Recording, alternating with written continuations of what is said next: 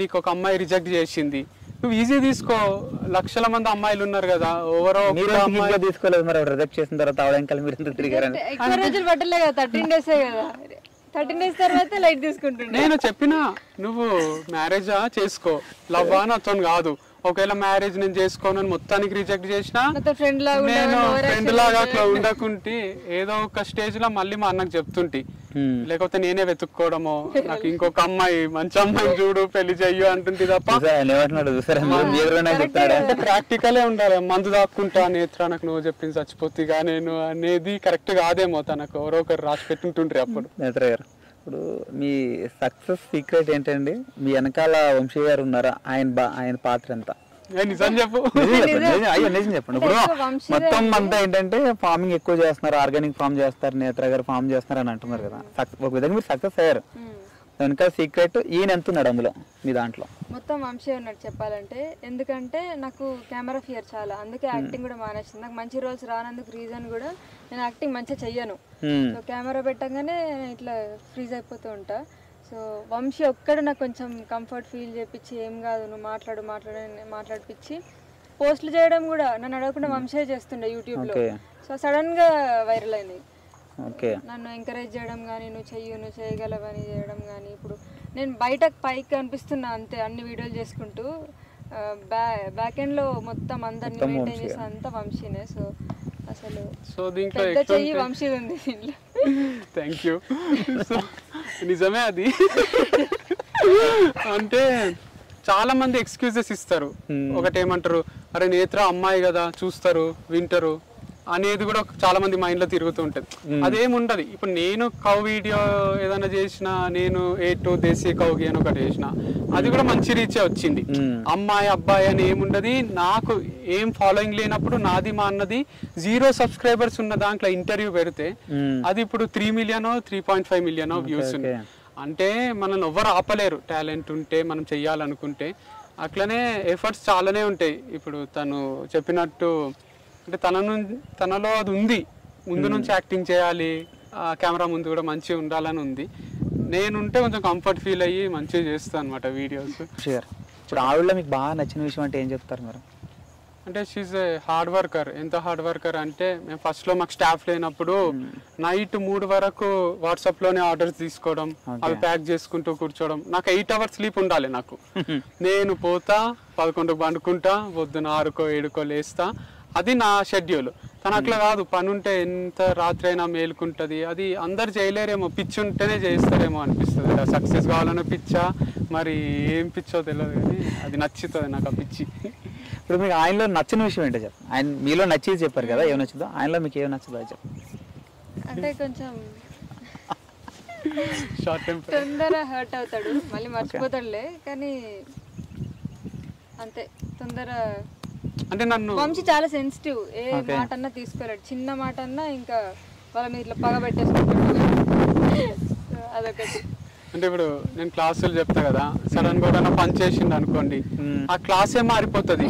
పోకుండా హ్యూమర్ తో చెప్తాం అనుకున్న దాన్ని మొత్తం ఇక సీరియస్ గా అందరినీ తిట్టి నేను ఉట్టిగా అది ఇది అని సీరియస్ మోడ్ లోకి వెళ్ళిపోతుంది. అట్లనే యూట్యూబ్లో ఏదైనా చిన్న కామెంట్, నెగిటివ్ కామెంట్ చూసినా నేను ఎంతో మందికి చెప్తుంటా, బాధపడకండి, హ్యాపీగా ఉండండి. నాకే బాధ అవుతుంది, అరే ఎందుకు మంచి చేస్తున్నాం కదా, ఎందుకు ఇట్లా పెడుతున్నారు అని. సో అదొకటి కోపం వస్తుంది. మా ఇంట్లో అంటారు మస్తు కోపం, నన్ను చూస్తే అట్లా అనిపించా, కానీ నేనే సతాయిస్తా అనుకుంటారు, కానీ ఉల్టా. మా అమ్మమ్మ ఒక్క మాట మాట్లాడాలంటే భయపడుతుంది. ఇంట్లో మా అమ్మమ్మ ఉంటది, మా అన్నని ఏమన్నా పొగిడింది అనుకోండి, ఏ బేటా మంచి ఉంది నీ షర్ట్ ఏదన్నా అన్నది అనుకోండి, నేను నా షర్ట్ మంచి లేదా అంటే నేను ఉన్నప్పుడు ఏం మాట్లాడరాదు ఇంట్లో అని అట్లా కొంచెం భయపడతారు ఇంట్లో. చూస్తే నా ఫార్మింగ్ వీడియోస్ లో కూడా సగం కంటెంట్ అదే ఉంటది. మళ్ళీ తిరిగి మ్యారేజ్ టైమ్స్ లో కూడా లవ్, బ్రేకప్, లేకపోతే ఏదైనా జనరల్ టాపిక్, సారీస్ గురించి కానీ, సారీ చెప్పాలా వద్దా, సెల్ఫ్ రెస్పెక్ట్, ఇవన్నీ మాట్లాడుతూనే ఉంటా. బ్యాక్గ్రౌండ్ ఏమో మామిడి చెట్లు, అరటి చెట్లు ఉంటాయి, కంటెంట్ ఏమో జనరల్ కంటెంటే ఉంటది. అండ్ నాకు ఈ ఆవులు అంటే కూడా చాలా ఇష్టము. అంటే కౌస్ కానీ అదంతా ఇరిటేటింగ్ అనిపించదు నాకు, నీళ్లు పెట్టడం చెట్లకు అది చాలా ఇష్టము. సో ఫ్రూట్స్ అది గ్రో చేయడం, ప్లాంట్స్ ని అండ్ ఫైనల్ గా మనకు ఒక మామిడి చెట్టు పెరిగి దానికి ఫ్రూట్స్ అవుతాయి, అవన్నీ మనం తింటుంటాము, పెస్టిసైడ్ ఫ్రీ ఉంటది, కెమికల్ ఫ్రీ ఉంటది, అదొక అడ్వాంటేజ్ దీంట్లో, మంచిది అది. అదంతా ఇంట్రెస్టింగ్ ఉంది నాకు. ఇట్లా పొద్దున్న లేచి 6 గంటలకు ఇలా ఫామ్ కి పోయి మళ్ళీ నైట్ 8కో 9కో వచ్చి డిన్నర్ చేసి పండుకొని పాతకాలం మన తాతలు, అది తెలియకుండా గడిచిపోతుంది అనమాట. సో ఇప్పుడు మీ అన్న వాళ్ళతో మీరు ఎక్కువ తిరిగి వీడియోస్ ఏదో పెడుతున్నారు, వాళ్ళతోనే ఎక్కువ టైం స్పెండ్, మీ అన్న మీ ఫ్రెండ్స్ తోటి, అంటే ఏంటి అది మిస్ అయ్యారా, లేకపోతే ఇప్పుడు దాకా అది కొన్ని రోజులు మిస్ అయ్యారా, లేకపోతే అది ఇప్పుడు దీని నుంచి బయటికి రావడానికి మీ అన్న మీతో మిమ్మల్ని అలా బయటికి రానికేనే నాకు టు బి ఫ్రాంక్ ఇష్టం ఉండదు, మందు కానీ పార్టీస్ కానీ, other than work where involvements కొంచెం ఇష్టం ఉండయి.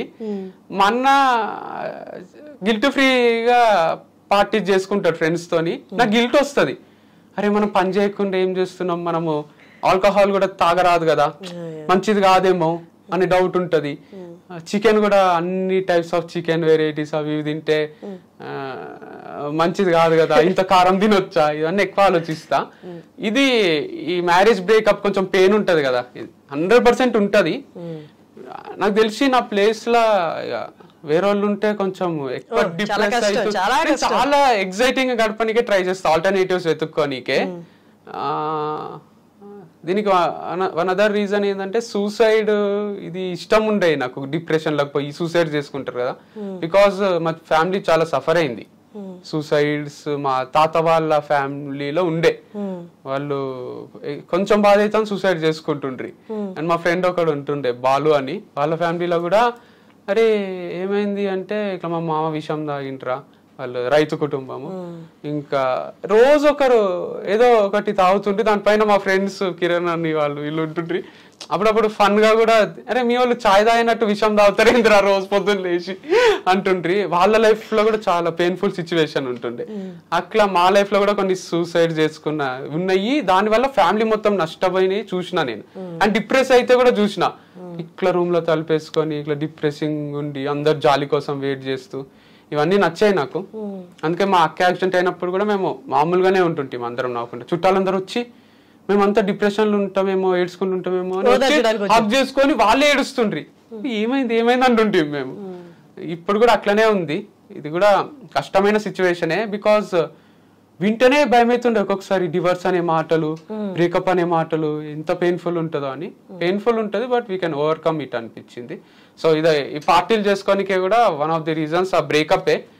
దానికి నుంచి బయటికి రానికే అంటే ఒక చిన్న టైం పాస్ లాగా, ఒక సొల్యూషన్ లాగా అనిపించింది.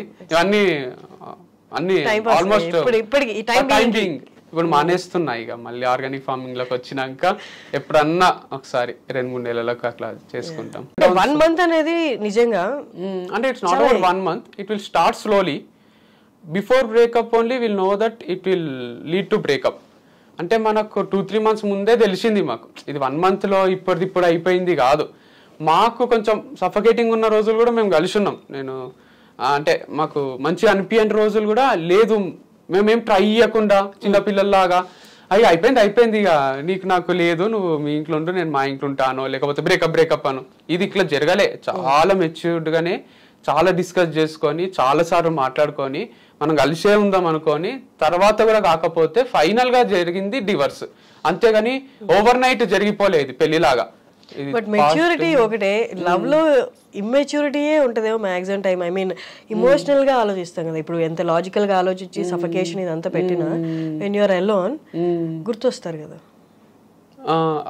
అంటే అంతేం గుర్తురారు, గుర్తు వస్తారు కానీ అలా ఉంది. కానీ టఫే, అంటే అది కొంచెం టఫే. కానీ నాకేందంటే ఏమో మంచిదే అంటారు కదా, ఏది జరిగినా మనం మంచికే అని మామూలు సామెతలాగా ఉంది అది. కానీ నిజంగానే మంచిదేనేమో అనిపిస్తుంది నాకైనా తనకైనా. అంటే she has different ideology, I have different ideology towards life or business or whatever it is, any aspect. We thought we are on same page, similar lines, but later we understood we are not on same page. మా యొక్క different ప్రపంచాలు. ఇప్పుడు ఏంటి మీ current situation ఏంటి, పెళ్లి మీద మీ opinion ఏంటి? ఇప్పుడు ఇంకోటి చేసుకుంటారా? అసలు వద్దనిపించింది కొన్ని రోజులు, ఇప్పుడు కూడా వద్దనే ఉంది. అంటే నాకు ఇప్పుడు ఏమనిపిస్తుంది అంటే ఆడపిల్లలతోని ఫ్రెండ్స్ లాగా ఉంటారు, క్లోజ్ అయితే కొన్ని బెనిఫిట్స్ ఉంటాయి. ఫ్రెండ్స్ విత్ బెనిఫిట్స్ అని ఒక సినిమా ఉంటుంది అంటే నేను చూడలే, చాలా మంది గర్ల్స్ నాతోని ఆ ప్రపోజల్ కూడా పెట్టిండ్రు. ఫ్రెండ్స్ విత్ బెనిఫిట్స్ చూడలేదా, చూడు బాగుంటది అంటే. నేను ఇంతవరకు చూసుడు కాలే, నాకు చూస్తా ఒకసారి అంటే. చూడొద్దులేండి, అవసరం లేదు. దట్స్ డిఫరెంట్ వే, మీకు సెట్ కాదు. అదే నాకు సెట్ కాదు అనిపించింది ఆ టైటిలే. సో నేను అదంతా వద్దు అనుకునే మ్యారేజ్ అనే కాన్సెప్ట్ పట్టుకున్నా. ఇప్పుడు డివర్స్ అయినాక అనిపించింది ఇట్లా జస్ట్ గర్ల్స్ తో ఫ్రెండ్స్ లాగా ఉండాలి, ఏం ఎక్స్పెక్టేషన్స్ పెట్టుకోరాదు, నార్మల్ గా వాళ్ళతో. ఇప్పుడు బాయ్స్ తోని మా క్రికెట్ టీమ్మేట్స్ తో ఉంటాం చూడండి, అట్లా పార్టీ చేసుకుంటే కూడా కుక్ చేస్తుండాలి వాళ్ళు. మా ఇంటికి మా అన్న ఫ్రెండ్స్ గర్ల్స్ బాయ్స్ వస్తుండ్రి, మా మమ్మీ బిర్యానీ చేసి పెడితే అందరు జోకులు వేసుకుంటుండ్రి, నవ్వుకుంటుండ్రి, ఇట్లా హై ఫైల్ ఇచ్చుకుంటారు, నార్మల్గా ఉంటారు. ఆ లైఫ్ స్టైల్ కాలేజ్ ఉన్నప్పుడు ఎట్లయినా ఎంజాయ్ చేయలే, పెళ్లి అని డిఫరెంట్ జోన్లోకి వెళ్ళిపోయినా. ఇప్పుడన్నా చెయ్యిస్తే బాగుంటుంది, అది కూడా చూడాలి కదా అనిపించింది. కానీ నా భయం ఏంటంటే ఆ ప్రాసెస్ లో మళ్ళీ లవ్ లో పడతా నేను. మళ్ళీ వాళ్ళకు నన్ను పెళ్లి చేసుకుంటావా అని అడుగుతా, వాళ్ళు కట్టన చేస్తారు. పెళ్లి చేసుకుంటే మళ్ళీ ఒక సెకండ్ మ్యారేజ్, అది ఫస్ట్ దే ఇక తర్వాత వద్దనిపించి మళ్ళీ సెకండ్ మ్యారేజ్ చేసుకొని మళ్ళీ మా ఇంట్లో ఈసారి అయితే ఇట్లా తల పట్టుకొని కూర్చుంటారు.